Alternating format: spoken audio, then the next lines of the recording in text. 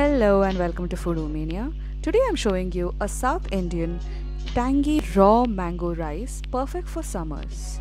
To get started, take one large raw mango, peel it, grate it and set it aside. You're also going to need 1 tablespoon of mustard seeds, 1 tablespoon of urad dal, 1 teaspoon of jeera or cumin, 1 tablespoon of tur dal, a handful of curry leaves, 4 to 5 green chilies slit.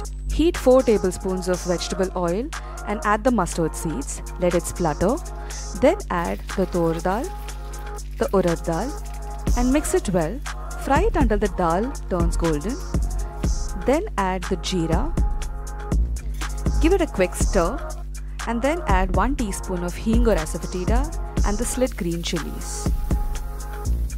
Again mix well and add the curry leaves. Give it a quick stir and then add 1 teaspoon of haldi or turmeric powder. Then add the raw grated mango and mix well with the tempering.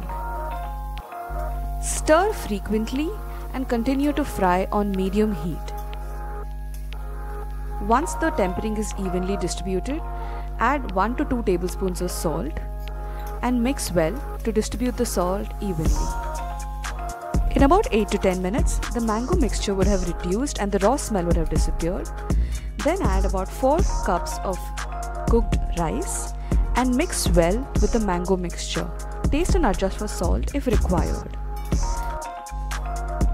Add 1 cup of roasted peanuts or chana and mix to distribute evenly. Serve this raw mango rice at room temperature. The written recipe will be up on foodomania.com and I'll see you again next time. Bye.